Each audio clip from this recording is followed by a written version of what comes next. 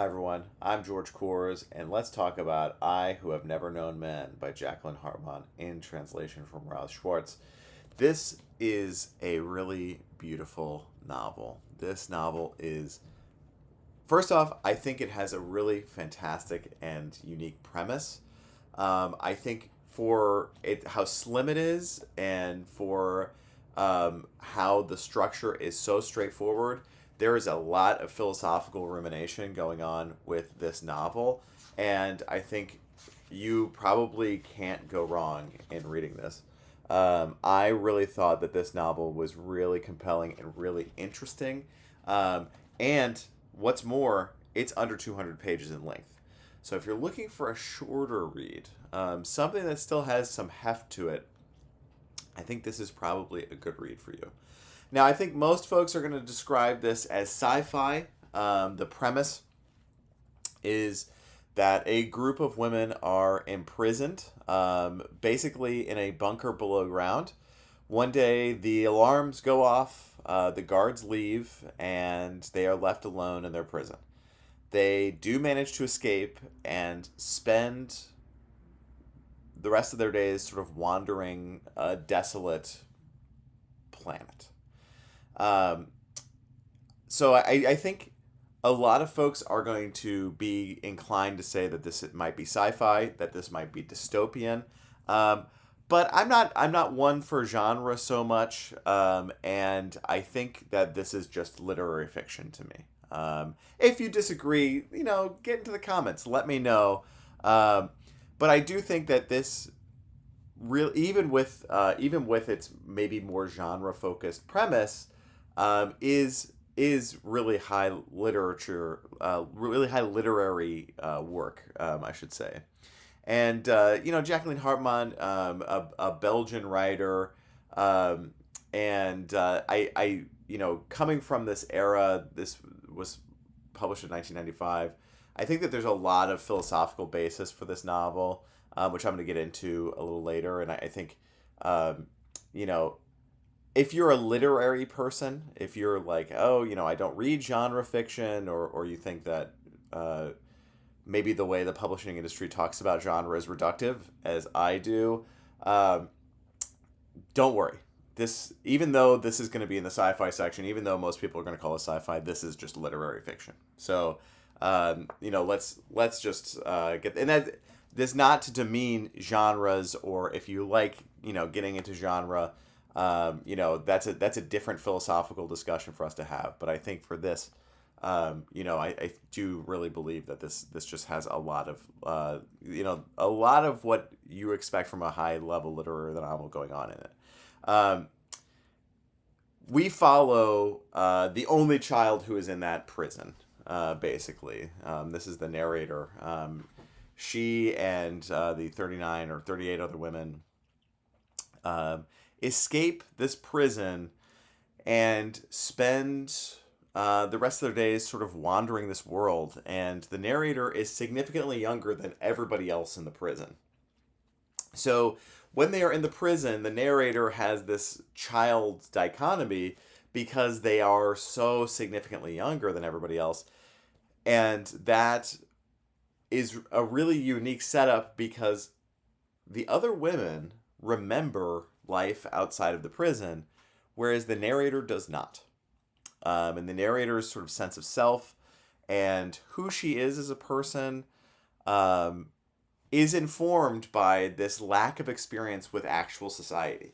And there is this lack of culture, this lack of sort of societal exposure, as I just said, that makes this narrator stripped away of a lot of the sort of artifice that we construct for ourselves and is constructed for us by others in our communities. So the narrator doesn't have those experiences that her elders have of, coming of age, of, making friends, of losing friends, of dealing with, sexual coming of age and being objectified or falling in love or falling out of love.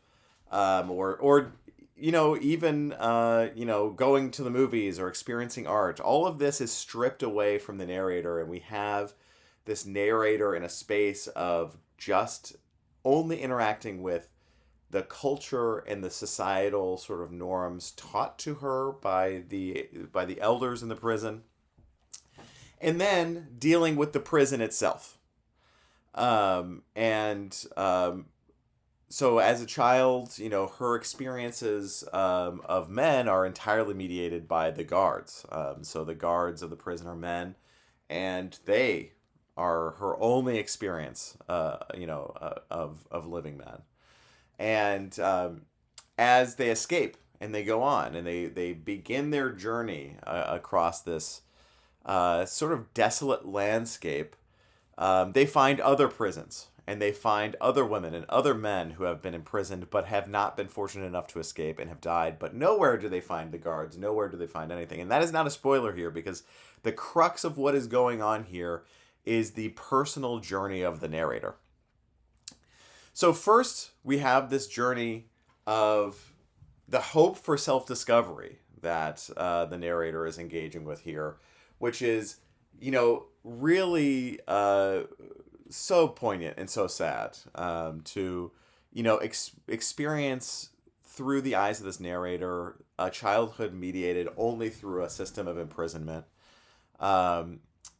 No exposure to culture, no interactions with outside culture, no, enrichment or, even those emotions that we experience in communities with each other of frustration or anger or happiness or joy. And all of those communal, feelings are not present in the narrator's life. And this novel, I mean, it is, even in 100 and I think, it's maybe 170 pages, maybe less, maybe less than 170 pages. That feeling is so heavy. And I think Harpman does a really good job of getting there. And I think with the translation, with Roz Schwartz's translation, I think it's really well done, because even if this is a short read and we're not spending a whole lot of time, I could see this novel being 1,000 pages and just really sitting with this. But the way that the emotion of loneliness and the emotion of having everything, that status of having everything stripped away from you by your circumstances is so present in every page here. And the narration is so beautifully done that it really generates that feeling in a way that I think it is really important to our readers. And I think it, definitely merits a read on that alone, on just that loneliness of not having things to attach yourself to. And there's a larger commentary there that I think Hartman gets to about, how we construct for ourselves in a community the various aspects of our identity. That might seem, like our identities are all artificial, and perhaps they largely are, but that's meaningful because we participate with everybody else whose identities are all the artifice of the community that we're in.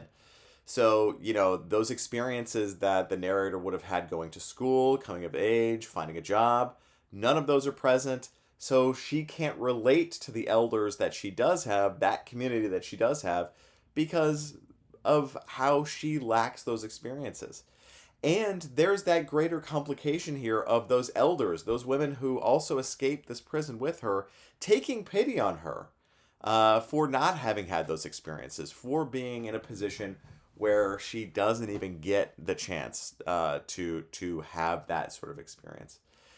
And that brings me to the second major theme here that I think is just really, really thoughtfully done, which is the theme of grief. Everybody aside from the narrator is much older than her. She doesn't have any peers. That's another thing that's stripped away. She doesn't have any. She doesn't have a cohort per se of folks who are her age, and that leads to this ongoing feeling of grief, this ongoing feeling of being a survivor, that relates to survivor's guilt, I think, in a major way. And the psychology of that, I think, is really important to the novel, because overall, we're looking at the narrator's journey here. The journey inside of the prison, the escape, and the journey outside. All of this long journey is really us delving into different forms of grief. Grief about herself and the lack of experience that she gets to have. And then grief as she begins to watch the older folks that she is with as they begin to die and have, live out their lives. And I think what is really interesting to me about that feeling of grief and that feeling of having been, having all these trappings of society stripped away from you, is that nevertheless, I do think that this novel, in its heart, is hopeful. I think it has a feeling of hope throughout it, that the narrator persists nonetheless, that she continues on regardless of the circumstance handed down to her. Circumstances that, of course, she had no choice in selecting. And this I think is really phenomenally done here. The language really gets us to this depiction of the narrator who is dealing with that duality of unimaginable sadness and horror, and then the hope that something else better might still be out there. And this, I think, can be taken in a few ways in a reading of this novel. In one aspect, we might have this feeling that this is a fruitless journey, that this is a journey to some sort of unattainable goal. On the channel, we've talked about journeys to salvation, whether they be realized or not. And we are observing this narrator's journey along her pathway to salvation and watching her interact with, these conditions that, make her salvation, make that ultimate realization of what she hopes and dreams for, really, really complicated. And I think it's beautifully, beautifully done. It is a deeply lonely novel in that sense. And I think, to me, looking at the narrator,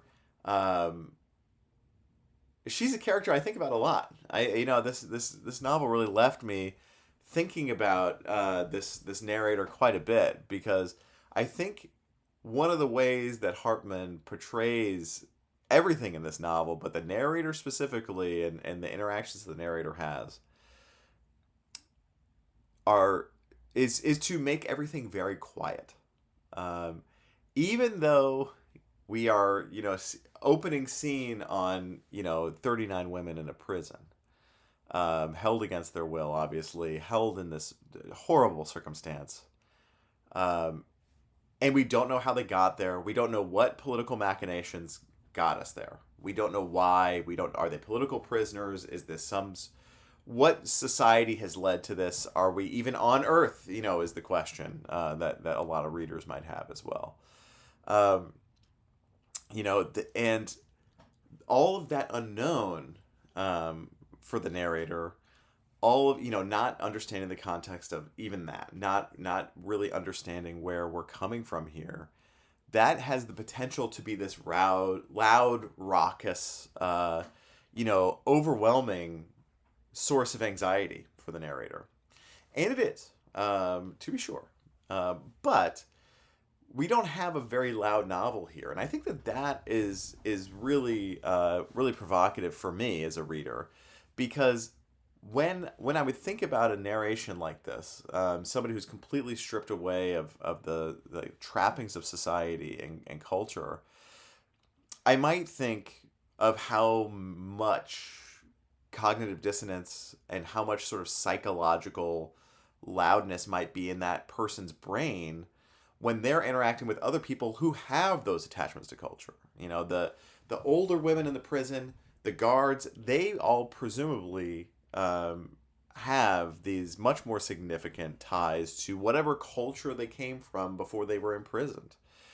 And that, I think, that interaction with the narrator not having that, to me, has the potential to be extremely loud. It's the potential to be extremely anxious and intense. And it is very intense here, but what we see is a much quieter, much more muted and subtle narration where we're not, that panic is there for sure. That panic and that anxiety is there, but it's almost numbing as we go through the narration here. And the narrator herself and the sort of internal monologue that the narrator has doesn't ever spiral in a way. And what made me think about all of this was maybe the narrator having been, removed so much from the cultural artifice that we all experience every day. Maybe that removes some of that artifice that feeds into that really loud anxiety that we can experience. And maybe Harpman is talking about how it's not only the good artifice that is stripped away of, beautiful art and falling in love and, making friends and finding family, but also the negative artifice is stripped away of those societal pressures and the feelings that we have about our intellects and our bodies not being present. And we see that really artfully here with the narrator and the narrator's experience. And I think that is really beautifully done in this novel. I have to say, the noise level in this novel is really well done because it could be cluttered. And this is a premise that, to my mind, I said earlier, I think that this novel could be 1,000 pages long, just based off of the premise here. And yet keeping it so slim and stripping it down is also stripping down for the reader, just like those aspects of culture are removed from the narrator. We're having all this removed down to this core experience of the narrator. And I think that that's very clever. And Sophie McIntosh in the afterword sort of posits this question as, is the narrator living her best life? What constitutes living that best life? And as I was reading this, I kept having similar questions here because I'm thinking about the journey of the individual. The questions I'm having in I Who Have Never Known Men is, what constitutes a life well lived for the narrator? And I think Sophie McIntosh put that very well in the afterword, because I want to know. I want to know what does it mean to find fulfillment, to be enriched, to have pursued life to the fullest in the circumstances that are allotted to the narrator here. And as you read this, and it is a quick read and you go through it, I think that sort of question looms over all of us and might be one of the reasons why I think about the narrator from this novel quite a bit. It's because that is a philosophical question that no matter the sort of societal trapping that this, narrator engages with, regardless of all that, that person still is going to ask those philosophical questions of themselves. That's a ubiquitous question that everybody in humanity might ask themselves. Did I live this life to the fullest? Am I experiencing this experience of life to the fullest extent that I possibly can?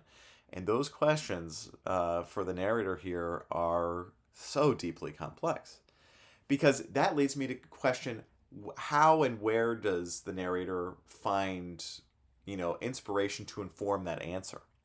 And one way I might think about that is the other women that the narrator is trapped with. So there is that community. It is a new society, a new community of people that they are forming together. As they escape this prison, they rely on each other to fulfill all the roles that we see executed in society. Establishing shelter, ensuring people have food, providing medical attention to people, storytelling, music. All of these things are, what the roles that these women undertake for themselves. Um, and that it leads me to these questions of like, what is it looking like? What are these new philosophies? What's the new sort of metaphysics of this group? Because it's really fascinating to see the narrator continue on in this journey that to you or me or anybody who lives here in society might see as fruitless.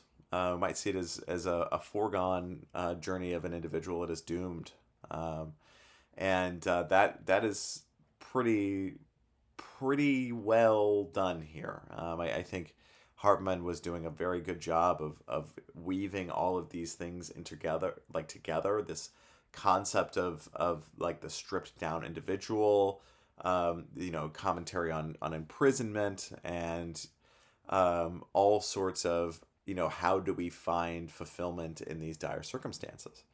And then I think, then there's this larger sort of commentary that Hartman might be making about our own society. And one that immediately comes to my mind is, rigid gender roles and having, these rigid gender roles applied to women in certain circumstances and having that be this metaphorical prison.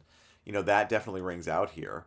What's interesting about, as the narrator and her community begin to go through the world after they escape, is them finding other prisons and seeing the sort of context in which those other prisoners died, and also seeing men amongst those prisoners, as at this application to, or this maybe discourse that Hartman is having more largely about, how rigid, those identities and roles that we ascribe to ourselves might be. Particularly with gender roles, I think might be a fruitful thing to look into here, is because, it's to say, okay, well, how does the discussion of gender roles apply to a group of men who died in the prison who aren't able to escape, and they are in their own secluded prison away. And that's this ongoing discourse that we have as a society about the interactions of femininity and masculinity, I think is really really a big part of the novel, and how those men interacted with their own masculinity. We are left as readers to speculate as to what conditions were met to imprison these men. And at first, we might have some impressions that before they escape, that we might assume that it's just women who are imprisoned, and that there is some sort of like patriarchal structure that has developed in this society that has led to this.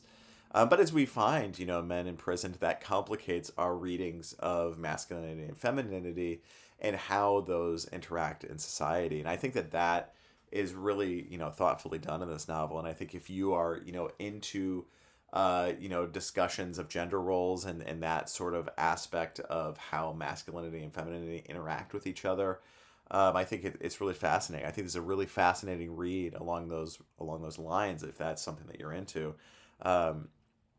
Because I just think that there's so much going on there in terms of the imagery being reflective of our own society.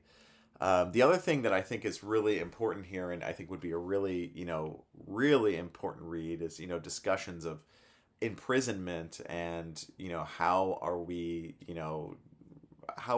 to think about the power exerted upon prisoners, and the power that the prisoners have themselves, and what conditions allow for what sort of imprisonment.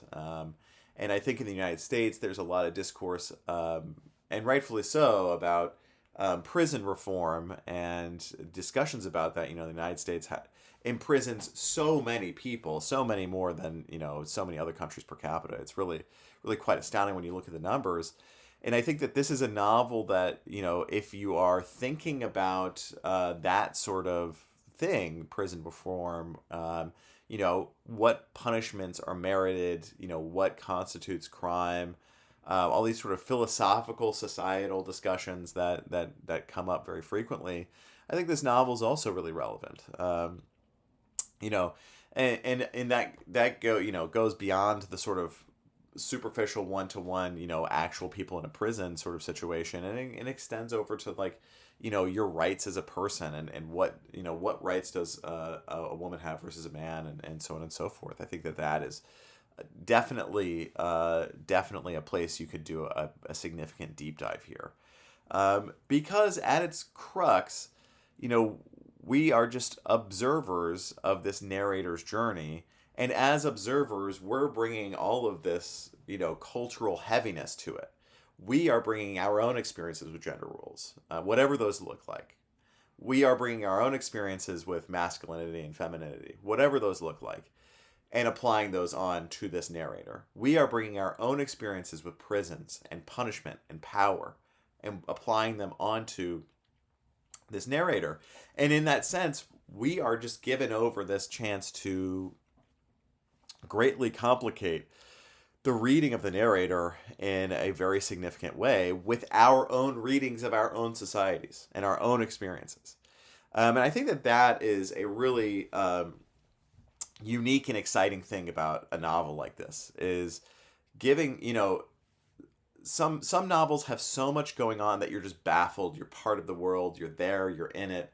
And this has that, but it's being populated by yourself, which every reading of every novel is populated by you and mediated by your own experiences, of course. But what is very artfully done here, in my opinion, is Harpman allowing you that space as a reader with a really quiet narration, really subtle commentary, for you to begin to make that sort of symbolism your own, and think about it in your own ways. And I think that, the heaviest symbol here, of course, is the prison. And then we have some really heavy-handed symbolism of like the dichotomy of men versus women. And it is a little rigid in that respect. And I think, gender is more fluid maybe than Harpman is getting at here, but that's not necessarily the commentary that Harpman is going after, I don't think. But, these dichotomies aside, what is, ongoing in the novel is all of these circumstances and experiences as the narrator has this journey escaping the prison and moving through this very desolate land, where you can color them with your own thoughts and experiences and, preferences and ideas about society. And I think it is really, really evocatively done. The premise itself is really compelling, and over the course of the narration, I think it is just really it is a really fruitful read. It really gives you a lot to think about. And I've mentioned this in other videos, but I think a good novel leaves you asking more questions than it does give you answers. And I think that Harpman is doing that here by letting you begin to ask those questions of the narrator that are really lofty and difficult. How do we know if the narrator's happy? How do we know what constitutes sadness for the narrator? How do we know what constitutes that indifference? One thing I talk about myself is like high confidence days, low confidence days. What does that look like for somebody who has had society stripped away from them? And I think there's a lot of different ways that you can take that. And I think that is really beautiful about this novel, is that, the way that we communicate artificially between each other and the way that we create those methods of communication with language, and otherwise, is so layered on us as people that when we strip that away, it really begins us to think about what is humanity. Because even though she only has this community of, women and only has a very few interactions with these guards, she still has all these cultural assumptions. And even though they're starting over basically from scratch and having to build their own shelters and having to live their own life and maybe not interacting with anybody else, they still have all of that, human communal interaction. And it's up to us to sort of think about, at its core, when somebody is in that status of, being othered so significantly that they don't necessarily would be, they wouldn't necessarily be assigned a culture per se. That's something for us to think about. And then we also have to think about the construction of the new culture. We have to think about the construction of the culture that the women are doing. What is it? What memories still exist in their minds from their time before the prison that then get translated into that new instance of culture. And I think that is the next biggest thing here for me, that it's really sat with me, is when we're constructing culture, how is memory interacting with that? How are those memories informing what then becomes the culture for the narrator? And that is really heady stuff, because we don't, her culture is just as valid as ours. And even though we say, oh, well, the artifice of culture is stripped away from her, well, maybe we just are completely unaware of the artifice of culture that has been constructed for her, and by her in this particular circumstance. So these questions of, what is a fulfilling life? How does she find fulfillment? How does she combat this loneliness that she's experiencing? All of these things then begin to be even more greatly complicated when we acknowledge the cultural experiences that she is having, when we acknowledge the culture that she is forging and creating and maintaining.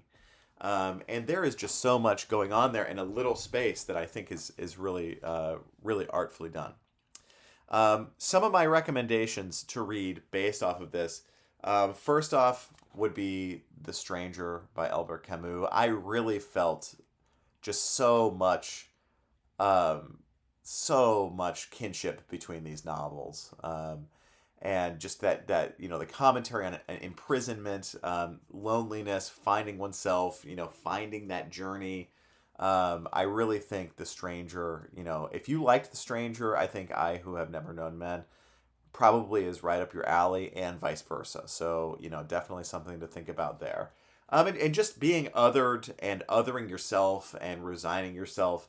That this, I Who Have Never Known Men, this novel is pretty existential in how it sort of exerts identity. But what I was really impressed with about this novel was that it is not just, giving in to the sort of nihilism that one might expect here, which would be that, I could see this novel being written where the narrator just gives into annihilation and they say, well, I, never experienced anything and I give up and I'm just going to die like everybody else, void of culture or whatever. But that's not the case. And I think that is really, really thoughtful, because the temptation is there to be extremely nihilistic in this situation. The next one is by Christa Wolf that I would recommend. Der Geteilte Himmel, The Divided Sky. This is translated into English, and this might be a little unique one. This is a love story set in post-war Germany, right around the time of the building of the Berlin Wall, and one of the lovers escapes to Western Germany, and the other stays in Eastern Germany, and there's a lot of commentary in this novel about metaphorical prisons, and I do think that this is a work here, The Divided Sky by Christa Wolf, that I think would be really, really fruitful to read. And if you did like I Who Have Never Known Men, I think that this would also be one in there. Christa Wolf also, I'm going to try and highlight somebody like Christa Wolf as much as I possibly can, because Christa Wolf is a German writer, was an Eastern German writer, and was panned after the fall of the wall in a really sexist way. And her works, because she wrote sort of socialist realist fiction, were not treated with the proper kindness that is deserving, because of the fall of Eastern Germany and its absorption into Western Germany. And this is a novel. This does have a lot of the trapping of socialist realist fiction. So if you're interested in something like that, definitely get in here. So there's some headiness there. But the sort of metaphorical prisons that these characters trap themselves in, and the way that gender roles interact with that, is really important to this narrative. So that's definitely something thematically that I think is related here. The next one, which I think might be a pretty obvious one for folks, is Discipline and Punishment by Michel Foucault. And I think that in terms of a theory work that is really important to something like this, this is probably the one. Just thinking about power, thinking about punishment, who gets to allot punishment, who gets to construct prisons, how prisons are constructed, why prisons are built the way that they are, the nature of crime, and how the existence of a prison leads to the existence of criminal activity, because we have to have criminalized activities in order for there to be a prison in the first place. Definitely something to think of here. And, I know a lot of folks are into Foucault, so definitely something to go off of here if you're interested in that in more of a theory sense. And then my last recommendation, which might be a little out there, but, hear me out. Stick with me on this one, is Wuthering Heights by Emily Brontë. And this, I think in Wuthering Heights, there are a lot of these rigid roles that people end up occupying, whether it is against their wishes or not. And I think, in Wuthering Heights, in my opinion, I took notes on this one, so there we go. In Wuthering Heights, I think the way that gender and the way that the rigidity of those roles is described is sort of thematically related here, especially how othering works in here. Another thing that I think is, I do think Wuthering Heights is a really quiet novel in terms of the feeling, in terms of the narration. It can be very, very quiet, and I was really reminded of I Who Have Never Known Men when I read Wuthering Heights, because of that that permeating sense of quietness. And with that, I think there is a sense of dread that comes with that in both of these novels, because something is just around the corner. Something is going to happen. You're not exactly sure what, but as a reader, you're almost looking over your shoulder, concerned, what's going to happen next? What set of circumstances could befall these folks next? That's something that is definitely present in Wuthering Heights, and I think I Who Have Never Known Men as well. I think this novel, overall, I really think it is extremely well done in how concise it is, and how you're able to really begin dealing with these incredibly complex emotions and complex philosophies, all within that, under 170 pages. Because I do think, in the end, it is a hopeful novel. But you might have to peel back some layers on that to sort of get to a place where you are feeling that hope. And what I, had to keep reminding myself as I was reading this was, what is preventing the narrator from just submitting to that nihilistic feeling, that, everything, the culture she came from was annihilated. Maybe the planet she came from was annihilated. We don't know. The guards, maybe they're annihilated. Who knows? All of, the people that she's with, eventually die, and she's just next to die. There's a really grim reading to have there, and yet, we continue on, and there's that spark of humanity, that spark of resilience that is so clear in this novel, that I think is really, really interesting. And as a reader, I really, really liked it. And like I said, I don't delve into genre fiction very frequently, and I know that this is categorized most frequently as sci-fi, and other folks would be thinking about this as dystopian fiction. And I don't typically read that, but when I was delving into going through a bookshop, I came across this, and I couldn't resist it. I thought it was really, really, really interesting. And I want to say, where did I get this from? I got this in Brooklyn. I got it from Community Books, the community bookstore in Brooklyn. And I'll put a link down to them in the bio, or in the description. I really liked that bookstore. I thought it was really, really, really great place. Yeah, I'm pretty sure. Yes, Community Bookstore. Yep, on 7th Avenue. And thank you to them for having it, because this is a really fantastic novel, and I really think, 160 pages, you can't go wrong, and I'm encouraging everybody on the channel to always, get philosophical, dip your toes into something a little experimental.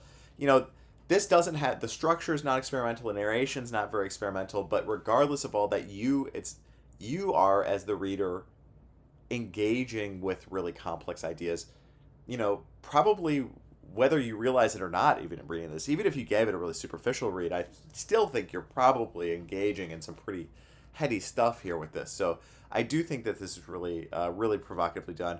The translation is pretty readable. I would love to know if you have read this in the original. I believe this is in French. If you have originally read this in French, please comment down below and tell me how the experience was. I would be really, really interested to know how this was in the original French, because that is something that I'm always curious about. But I do believe that Roz Schwartz's translation here is pretty good.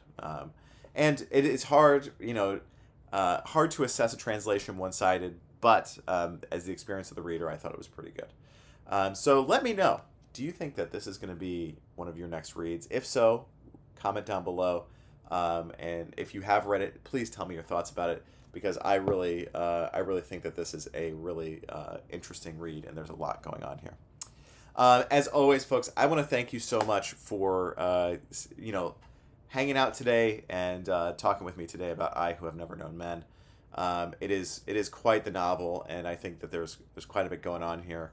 So thank you so much for your time and patience with that. If you want to learn more about me, head to georgekors.com to learn more about me as a person, a novelist, and artist. You can follow me on social medias at gbk7288, primarily on Instagram. You could read my novel, Always the Wanderer, if you want. Please do, and you have my gratitude in doing so. And yeah, thank you so much for hanging out with us today. I hope that you all have a wonderful day, and I will see you folks later. Adios.